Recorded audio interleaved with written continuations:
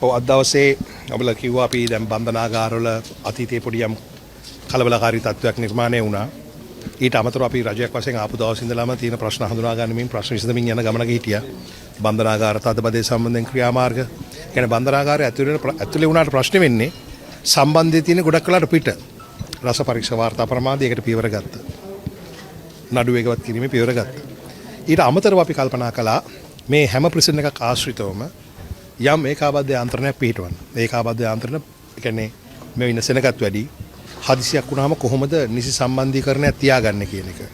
කලින් අවස්ථාවලදී අපි උගත් දෙයක් තමයි කට්ටිය එකතු වෙලා සම්බන්ධීකරණය කළා කරාට ඒකේ තරම සුමට උනේ නැහැ. දැන් අපි මේ යාන්ත්‍රණය පිහිටවනවා. මේ යාන්ත්‍රණය අද මේ වෙනකොට ආනන්ද විජේපාල ඇමතුමාත් මාත් මැදිහත් වෙලා ඉන්නවා. මොකද ජනාධිපතිතුමා විසින් එයාගේ සංකල්පයක් කරනොත් මේක කරන්නේ.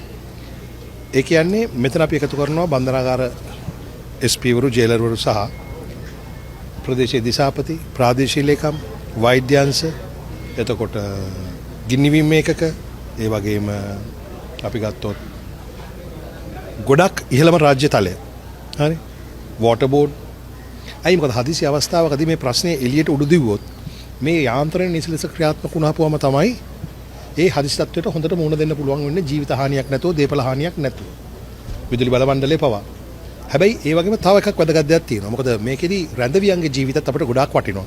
ඔවුන්ගේ අයිතිවාසිකම් සුබ සාධන අපිට ගොඩාක් වටිනවා. ඒක නිසා මේ ඒකාබද්ධ යාන්ත්‍රණය හදිසි අවස්ථාවලදී ආරක්ෂණ යාන්ත්‍රණය සම්බන්ධීකරණය කිරීම සහ දීර්ඝකාලීනව දිනපතාම රැඳවියන්ගේ සුබ සාධනය සහ අයිතිවාසිකම් ආරක්ෂා කිරීම සම්බන්ධයෙන් අවධානය යොමු කරන යාන්ත්‍රණයක් බවට තමයි අපි පත් කරලා තියෙන්නේ. අද දිනේදී මම ආරම්භ කළේ කළුතර, ගාල්ල, බූස අද දින දැන් මාතර මේ තැන්වල අපි දැන් මේ කමිටු පිහිටුවීම අද නිල මට්ටමේ අපි කල්ලි ඉවර කළා. දැන් මාසකට වරක් වගේ මුණ ගැහිලා අවශ්‍ය අවස්ථාවල මේ ගැටලු විසඳන එක තමයි කරන්නේ. මේක තමයි අපේ වැඩපිළිවෙල.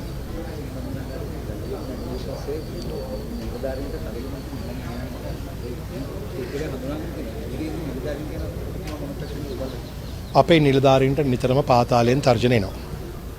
සමහර ඒවා ඇත්ත තර්ජන, සමහර ඒවා බොරු ඒවා. නමුත් මේ වන විට අපි යම් මට ඒවා දැන් කියන්න අවශ්‍ය නැහැ එළියට මම කියන්නේ නැහැ. නමුත් නිශ්චිත නිලධාරිය අවබෝධ කරගෙන නිශ්චිත නිලධාරීන්ගේ ආරක්ෂාවත් තහවුරු කරලා තියෙනවා. ඊට අමතරව පොදුවේ අපි ක්‍රියාමාර්ග කීපයක් ගත්තා නිලධාරීන්ගේ ආරක්ෂාව තහවුරු කරන්න. ඒ එළියට කියන්න ගියොත් ඒ ආරක්ෂාව උන්ට නැති වෙනවා. මොකද අපි දන්නවා මේ බන්ධනාගාර නිලධාරීන් ඊටාම අමාරු රැකියාවක් කරන්නේ ජීවිත අවදානම් දරාගෙන. ඒක මේ රජය අවබෝධ කරගෙන ඒ අවශ්‍ය පියවර ගන්නවා.